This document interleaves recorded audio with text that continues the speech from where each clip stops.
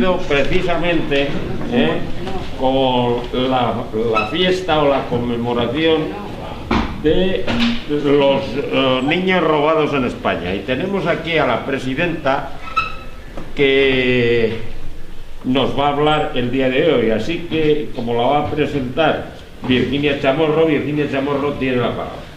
Bueno, bienvenidos a todas y a todos. Hoy tenemos como ponente a Soledad Luque Delgado. Su ponencia va a tratar sobre el robo de los niños en España, un delito continuado en el tiempo. Ella es presidenta de la asociación Todos los niños robados son también mis niños. Además, dentro de sus artículos podemos destacar un artículo que escribió para la revista Viento del Sur, que tiene el mismo título que la ponencia que hoy nos presentaron. Además, también podemos destacar de ella que es la representante en la TEACUA de la Asociación de Querellantes Víctimas de Robo de Niños. Sin más, la doy la bienvenida y la cedo la palabra.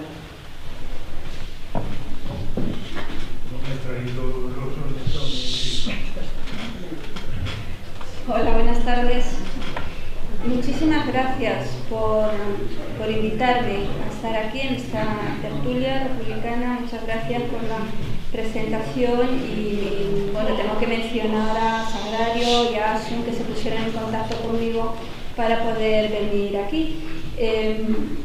Hoy lo cierto es que es un día para nosotros, para las víctimas por el robo de niños, un tanto especial y también un tanto triste, porque esta misma mañana pues nos hemos levantado con una noticia que proviene de la Fiscalía General del Estado, donde habla de un informe donde, bueno, si no de una manera explícita, sí de una manera implícita, prácticamente pues dan carpetazo a todos nuestros casos, ¿no?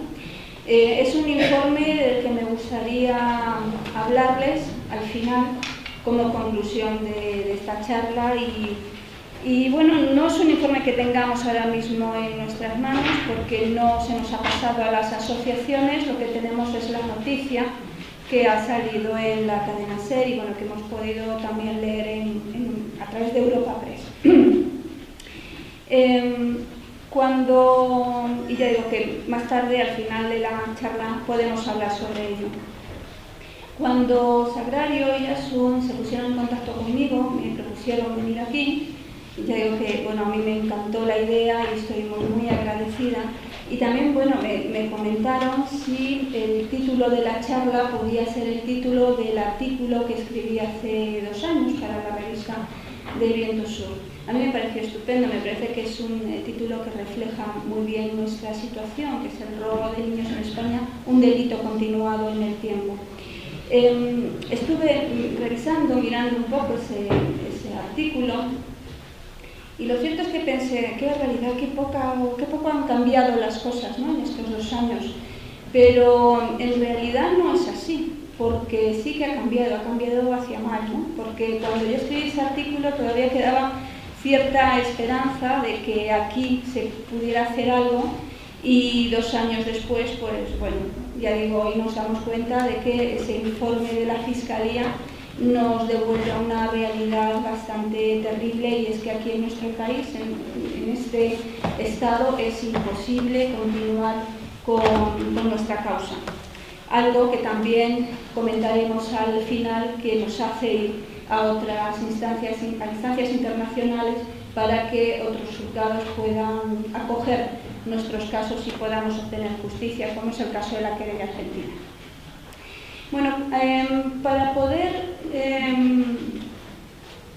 iba a decir aclarar, pero bueno, para poder entender un poco cuál es la situación y en qué consiste este asunto del robo de niños en España, es algo tan complejo que no se puede hacer de una manera absolutamente lineal, sino que tenemos que tener en cuenta diferentes aspectos y diferentes puntos que luego van a confluir en un mismo centro.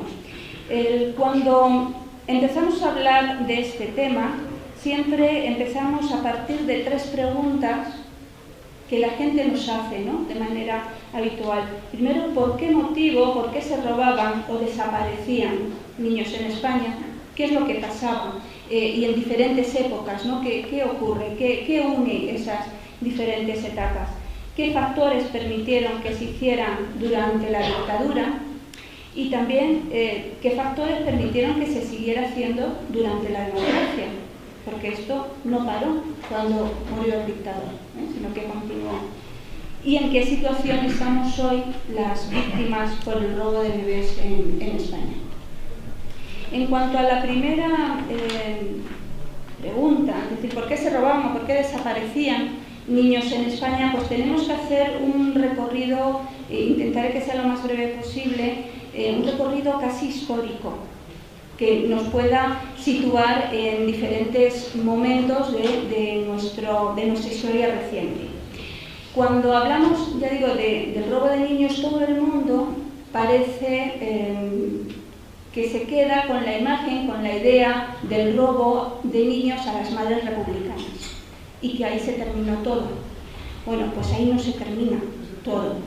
Efectivamente, durante mucho tiempo, durante la guerra, durante la posguerra y hasta el año 52 aproximadamente, pues el robo de niños se sitúa como se sitúa dentro de esta represión política tan brutal que hace que las mujeres republicanas, cuando tienen sus hijos en la cárcel, pues sean despojadas de sus bebés, de sus niños, y sean precisamente después fusiladas o ejecutadas por su ideología. Esto que se caracteriza como represión política estaba de una manera sustentado por decretos incluso, ¿no?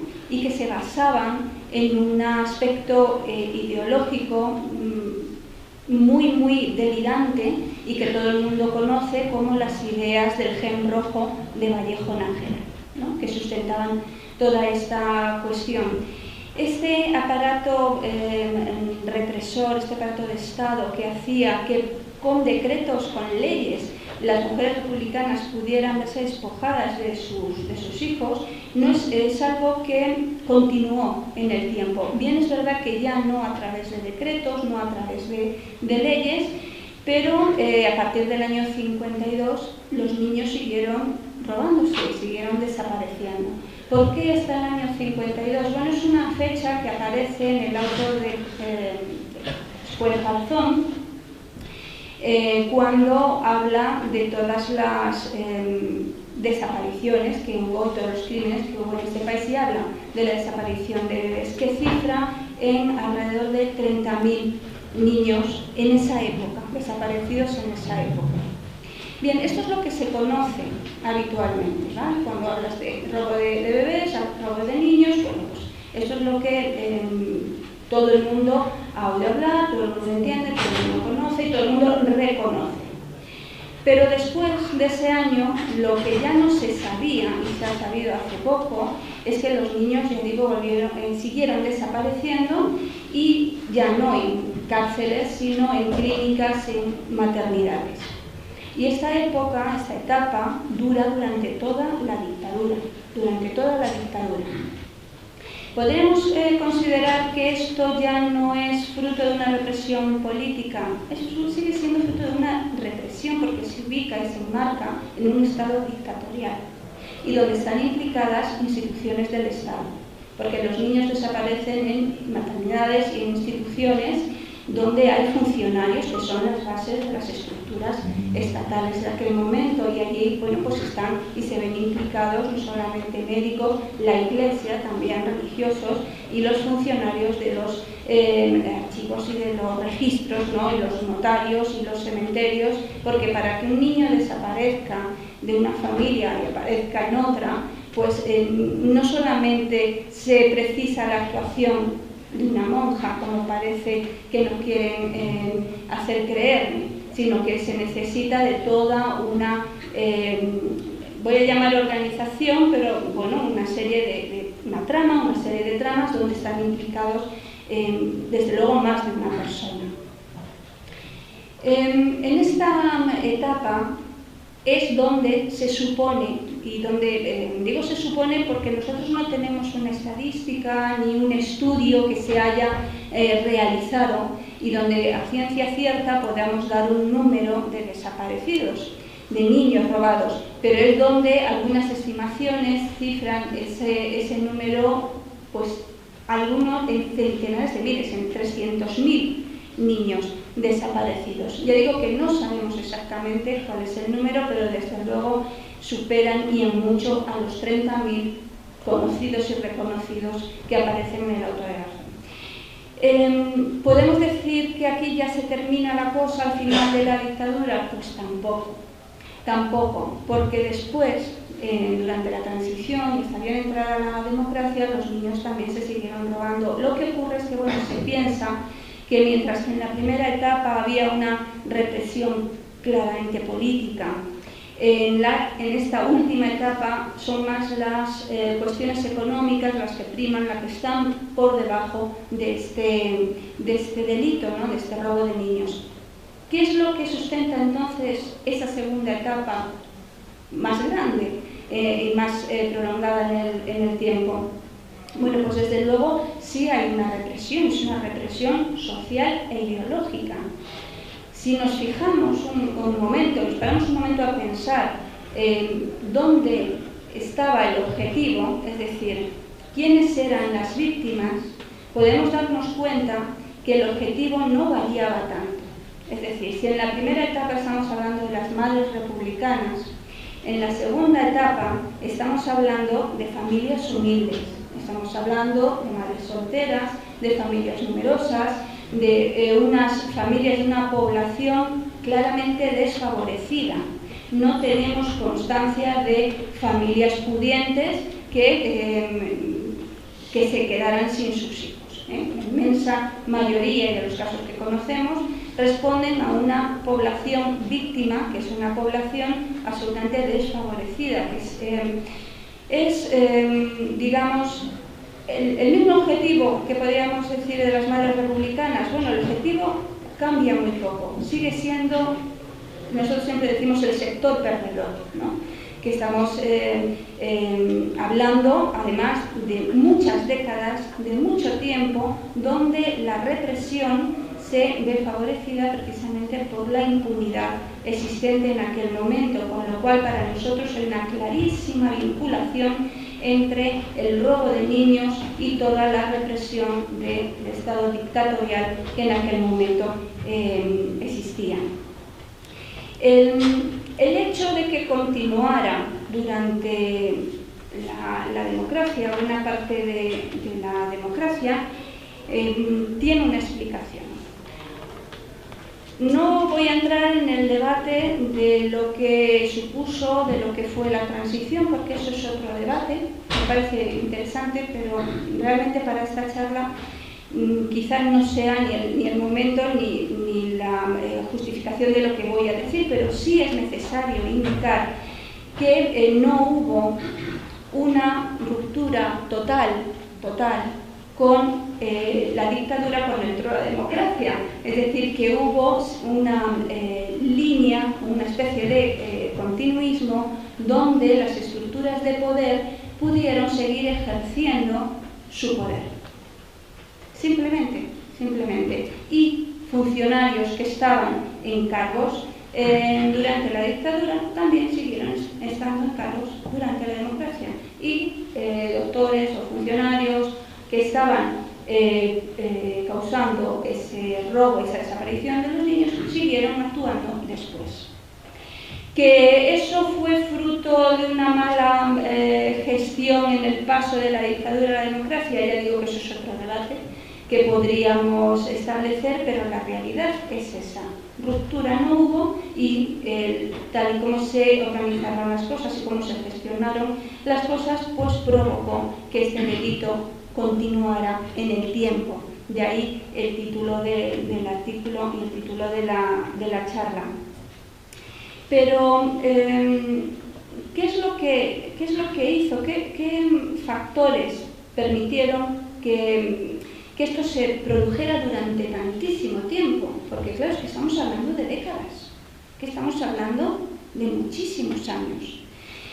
Para nosotros, por las investigaciones que hemos hecho, las lecturas, el contacto con las víctimas, hemos podido observar que había fundamentalmente varios factores. Por un lado, el silencio y el miedo, y por otro lado, la impunidad, ¿no?, de la que he hablado un poquito.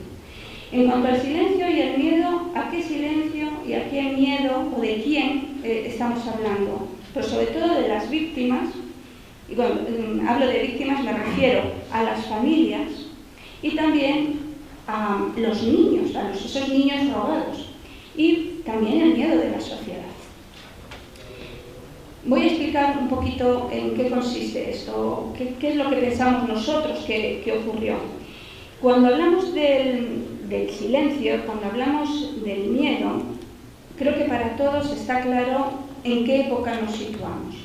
Estamos hablando ya, estoy hablando en concreto de la segunda etapa, donde los delitos a lo mejor no se producen por derecho, porque hay leyes, pero sí se siguen produciendo de hecho. En un estado, en un sitio, en un país, con unas estructuras donde hay una clara represión, donde hay una impunidad absoluta, donde hay figuras de poder, donde la palabra de un médico, de una religiosa, de un funcionario era palabra de Dios, tal cual, pues es muy difícil que una familia, iba a decir fuera a protestar, pero es que tenemos que ir a un paso previo. Es que una familia ni siquiera podría ser consciente de estar siendo víctima de un delito de esta característica. Es decir, cuando una mujer se iba a dar a luz a su hijo a una maternidad, a una clínica, lo que hacía era confiar en esas figuras. De ninguna manera podía imaginarse que estas personas que estaban ahparte supuestamente dedicadas a cuidar de su vida y de la vida de su hijo, lo que iban a hacer era quitarles precisamente parte de su vida, ¿no?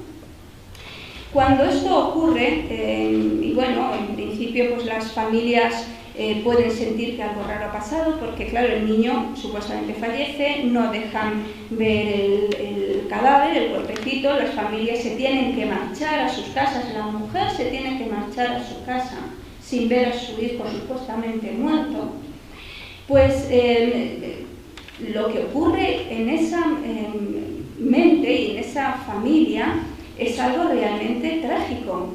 Pero porque la mujer, en caso de que pueda protestar o que pueda pensar que algo ha sucedido, que efectivamente algo raro ha pasado porque no ha visto a su hijo muerto, empieza a tener dudas, no podía ni siquiera comentar ni exponer esas dudas, porque inmediatamente hasta la propia familia le parecía, bueno, puede ser que tú no hayas superado la muerte de tu hijo, no has superado, es una mujer en duelo, está medio trastornada, tienes que dejar pasar el tiempo, esto te ha afectado, porque nadie podía asumir ni suponer que esto tan horrible y tan aberrante podía estar pasando.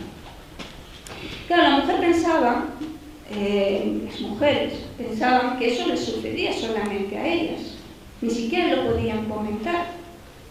Ni con su familia, ni con sus vecinas. Por supuesto, si iban a su confesor, pues ya se puede imaginar lo que recibían, ¿no? Y aquellas mujeres que seguían protestando, y esto ha ocurrido, podían llegar a terminar en la planta de psiquiatría de un hospital, ¿vale? Porque eran consideradas locas. Con lo cual, ¿qué recurso tenía la mujer? Callarse, el silencio. Pasa el tiempo y claro, cuando empiezan a surgir todos estos casos en televisión, pues que son los niños ya adultos que están dando el paso para buscar a sus familiares biológicos, pues las madres empiezan a pensar que no estaban tan locas, que podían tener razón, y empiezan a generar otra serie de sentimientos que va desde la culpabilidad por no haber estado quizá muy presente en ese asunto de ese robo, esa desaparición, como si pudieran estar presentes en ese momento cuando realmente las estaban llamando locas, ¿no? por lo que ellas dudaban o pensaban. empieza también a surgir esa impotencia, esa inquietud, dónde está el hijo, cómo podemos empezar a buscarlo, y todos esos procesos que todas las víctimas hemos tenido en esta búsqueda de nuestros familiares, ¿no? La dificultad para conseguir documentación, esa, ya digo, y sobre todo también el miedo cuando piensas si en algún momento logras encontrar a tu niño, a tu hijo, a tu hermano, si en algún momento ha podido pensar que la familia lo abandonó. Claro, es que es una serie, es una maraña de dudas, de miedos, de sentimientos, que lo único que hace es que la víctima vuelva otra vez a ser víctima de todo este delito. Todos esos factores emocionales hacen que el mundo de las víctimas, del colectivo de bebés robados, realmente sea un colectivo sufriente, un colectivo que parte del dolor, sigue con el dolor, continúa con el dolor y termina en el dolor, porque los niños siguen sin aparecer y las autoridades siguen sin ayudarnos. En cuanto a los niños, pasa algo, digo niños porque en la mente de las familias que buscamos sabemos que estos niños ya no son tales, ¿no? Que son hombres, que son mujeres, pero que bien es verdad que para nosotros siguen siendo nuestros niños desaparecidos. Ellos también están buscando, y son ellos los que alrededor del año 2008-2009 dan el paso para buscar a sus familias biológicas. ¿Y por qué dan el paso? Bueno, pues porque cuando sus padres adoptivos llega el momento en que ya están enfermos, en que se ven próximos a la muerte, les confiesan en muchos casos que fueron comprados. Nunca se habla o nunca hablan directamente del robo, pero sí de una compra, con lo cual el niño en cuestión puede llegar a pensar, ese hombre, esa mujer puede llegar a pensar que esa compra lo que hay detrás es un robo y él es simplemente una mercancía robada y vendida. Bien, cuando hablo del silencio, hablo del miedo, ese silencio de no poder contar lo que te pasó, ese silencio institucional, ese silencio de cuando los niños también buscan sus orígenes y tienen miedo a hablar, porque los padres adoptivos, algunos siguen vivos, la mayoría siguen vivos, entonces tienen miedo a denunciar por temor a que los padres adoptivos puedan verse metidos en un proceso judicial, puedan verse en el banquillo, no se sabe si son culpables o no son culpables, en fin, que es toda una sensación, emociones, miedos que hace que el silencio se siga manteniendo.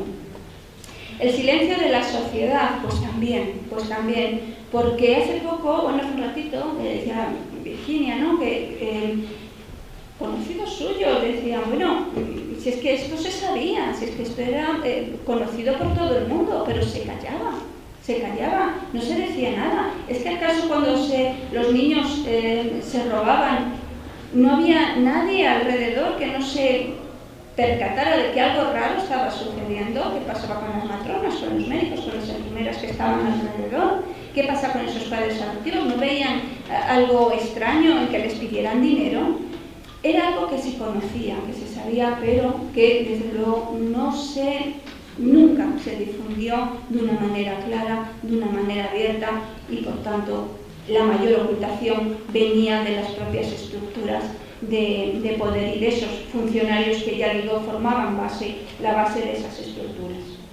Y por supuesto la impunidad que cuando hemos hablado de esas tres etapas, precisamente el hilo conductor de esas tres etapas históricas, por decirlo de alguna manera, es precisamente eso, el hilo de la impunidad, porque podían actuar esas figuras de poder tanto en una etapa como en otra, como les daba la gana, como querían, porque nunca sus actuaciones fueron cuestionadas y estos delitos nunca fueron perseguidos, nunca.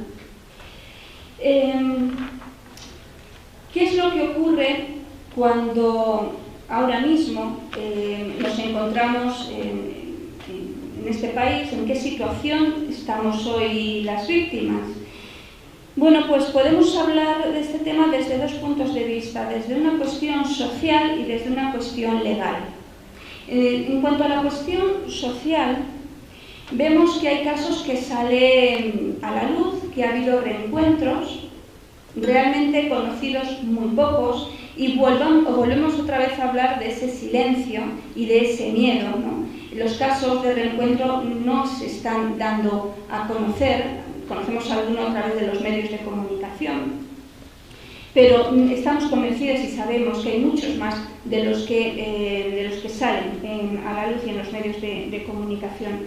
Y en cuanto a los medios de comunicación, esto es un problema que tenemos, porque si bien hay que reconocer que en algún momento nos ha ayudado a difundir la causa, a difundir, más que la causa, a difundir los casos, es cierto que nunca han hecho un trabajo de manera que profundizaran en las raíces de todo esto.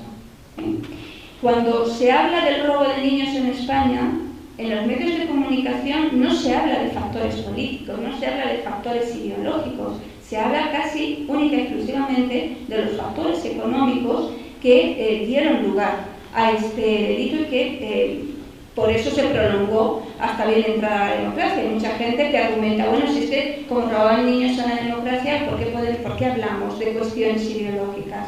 Como si de repente se muriera el dictador, hubiera unas elecciones democráticas y aquí ya todo el mundo es demócrata y todo es... pues no, aquí las cosas se continuaron haciendo como se hicieron. Entonces, los medios de comunicación, ya digo que si bien hay que reconocer y agradecer la difusión que hacen de los casos, no están tratando la causa. Nos plantean, nos presentan como causantes de toda esta barbarie, pues a una monja, a un director de una clínica, que hay varios imputados, pero no establecen una relación entre todo eso, no establecen lo que realmente hay o hubo, que es una gran trama donde estaban implicadas las estructuras del Estado. No me canso de repetirlo. Estos no son delitos aislados, como en alguna ocasión el anterior fiscal general del Estado, Torres Luzde, decía: estos delitos son asuntos familiares, son delitos aislados, que no tienen nada que ver con el franquismo, que son cuestiones que no siguen un patrón generalizado, cuando precisamente sabemos que es justo lo contrario. Claro que hay un patrón, claro que, y de hecho la gente cuando veía las noticias en televisión se reconocía. Nosotros, nuestra familia, estamos buscando a mi hermano mellizo y empezamos la búsqueda porque nos reconocimos en esas noticias. Claro que había un patrón y por supuesto era una enorme práctica generalizada donde estaban implicados multitud, no solo de factores, sino también de personas y de figuras, como he dicho antes, funcionarios y figuras de poder. ¿Qué es lo que ocurre también en cuanto a la cuestión legal? Bueno, pues la cuestión legal, mientras que la cuestión social no solo no nos da visibilidad, sino invisibilidad, la cuestión legal lo que hay es una desinformación absoluta. Normalmente, en los medios de comunicación se habla de todas las denuncias que están puestas, que el gobierno se mueve, que el Ministerio de Justicia está actuando, el anterior ministro, Gallardón, que había abierto una oficina, que estaba haciendo mucho caso a las víctimas. Bueno, en realidad, ¿esto en qué se ha quedado? Pues ya digo, en un informe de la Fiscalía que ha salido, del que tenemos noticias esta mañana, donde, bueno, ahora comentaré algunos aspectos que nos dejan un sentimiento absolutamente desolador. Hay un archivo masivo de denuncias. Y le voy a comentar, porque lo he traído aquí, las cifras. A lo largo de 2 años, desde que se inició el trabajo coordinado de las fiscalías de toda España, se han abierto diligencias de investigación por 1.827 casos de niños robados. De ellas, 494 se han presentado ante los jueces y 1.229 se han archivado. A mí no se me dan muy bien los números, pero esto me parece que es muy claro, ¿no?, lo que está pasando. Hay un archivo absolutamente masivo. Yo digo que no es el informe esto, sino que es la noticia que ha salido relacionada con el informe. Presentan diferentes causas de por qué se están archivando, y hay una cuestión que a mí me ha sorprendido, porque dice que en ningún caso el archivo de las denuncias se ha sustentado en la prescripción de los delitos investigados. Bueno, es cierto que en la Fiscalía, en diciembre del 2012, aparece una circular donde precisamente se intenta que la prescripción no sea un motivo de archivo, porque se tipifican estos delitos como delitos de detención ilegal con carácter permanente, de forma que hasta que no aparezca el niño no cuenta el periodo de prescripción. Pero claro, si tenemos en cuenta que esta circular no ha sido respetada por todas las fiscalías provinciales, siendo de obligado cumplimiento, a mí me sorprende que cuando dice que los archivos no han sido por prescripción. Y si también tenemos en cuenta que las audiencias provinciales, esto no es vinculante con la gestión de los jueces, entonces si las audiencias provinciales sí están archivando por prescripción, pues a mí de poco me sirve, a las víctimas de poco nos sirve que digan que esto, los archivos no son por prescripción. Son por prescripción quizá en otras instancias, pero se sigue archivando por prescripción de los delitos. No habla, por supuesto, de las complejidades y de las dificultades que tenemos para acceder a la documentación. Lo que dice es que, bueno, es muy difícil localizar las historias clínicas, que, bueno, que ha pasado mucho tiempo, que es muy complicado encontrar ahora testigos que puedan hablar del asunto. Y esto, de verdad, que a los que estamos viviendo este tema nos revuelve el estómago y nos aprieta las entrañas, porque les puedo decir que hay ahora mismo uno de los imputados dentro de la querella argentina, que es el ginecólogo Abelardo García Balaguer. Este señor, que tiene un montón de denuncias puestas en el juzgado de Algeciras, nunca ha sido llamado a declarar. Y este señor está vivo y nunca ha sido llamado a declarar. O sea que los argumentos que aquí ponen que son muy mayores, que algunos han muerto, y en verdad algunos han muerto, pero otros no, y esos no son llamados a declarar. Y esto no lo explica aquí tampoco. Y ya lo que es realmente desolador es cuando termina diciendo que hay un descenso de denuncias. Probablemente los resultados de compatibilidad de los restos hallados en los nichos con los ADN de los progenitores y las propias manifestaciones realizadas sobre las dificultades y coste que implican las exhumaciones en fosa común sean factores que, junto con otros de indudable importancia, como son las dificultades de investigación de hechos transcurridos hace 30, 40 o incluso 50 años, dan lugar a que los afectados desistan de su interposición de denuncias. Aclaro un poco lo que está diciendo aquí. Lo que está diciendo es que las propias víctimas decidimos que no vamos a denunciar más, pues porque nos cuesta mucho hacer exhumaciones, las pagamos nosotros, porque hay coincidencia de restos de ADN con los progenitores ADN de las exhumaciones que se hacen. Esto es falso. No digo que no haya casos donde sí que se ha establecido que los restos que se han encontrado en algunas fosas y en algunas tumbas infantiles coincidan con los progenitores. Claro, es verdad, es que hubo niños que realmente murieron, pero lo que aquí no se cuenta son los casos como el de Córdoba, un caso espectacular de una familia que buscaba al gemelo de uno de los chicos que estaban en la búsqueda. Cuando abrieron la tumba, lo que analizaron, lo que encontraron, no fue restos del gemelo, sino varón, sino restos de una niña, y los análisis dieron como resultado que no tenía ninguna vinculación genética con la familia que estaba buscando. Eso no lo cuenta aquí. Entonces, claro, parece realmente Cuando digo desolador es porque realmente parece que aquí con esto están dando un carpetazo, nos están diciendo no insistan, porque se va a seguir archivando, porque se han muerto los supuestos o presuntos culpables, porque los testigos son muy viejitos y ya no se acuerdan, tienen Alzheimer, porque resulta que es que lo que ustedes están pensando no es cierto, es que hay correspondencia de ADN con los restos. Mentira, mentira y mentira. ¿Y esto qué es lo que resulta de todo este asunto? Pues como decía una compañera de nuestra coordinadora de asociaciones de víctimas por el robo de bebés, si con este informe pretenden que nosotros cedamos, que nosotros desistamos, lo llevan claro. Así me lo ha dicho, lo llevan claro, porque precisamente lo que vamos a intentar es llenar las fiscalías, llenar los juzgados de denuncias y de denuncias y de denuncias.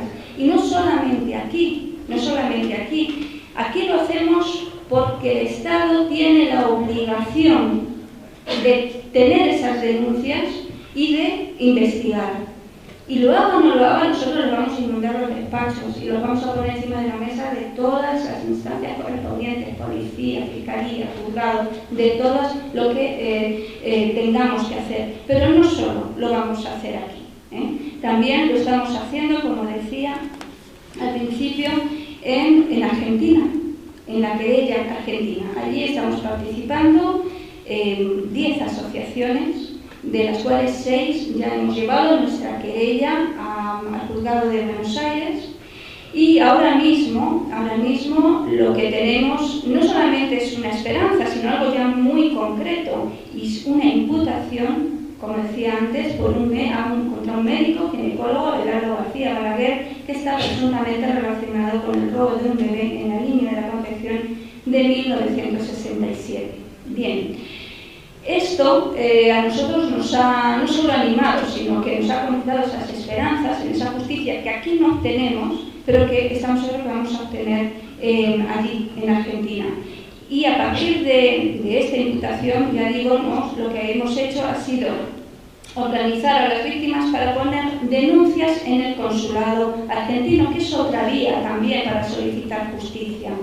Y durante este mes, en las fechas del 5, que es el próximo jueves, el 13 y el 19 de febrero, 15 familias andaluzas van a venir a poner la denuncia por la desaparición de sus hijos, de sus bebés, en el consulado argentino. Es decir, que lo tenemos muy difícil, lo tenemos muy complicado. Hoy precisamente no es un día feliz para nosotros, pero bueno, la rabia y la desolación no se puede quedar ahí, es el motor de las víctimas para seguir adelante, tanto aquí como en el extranjero.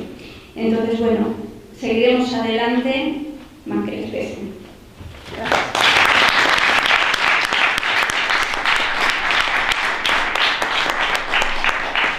Bueno, pues vamos a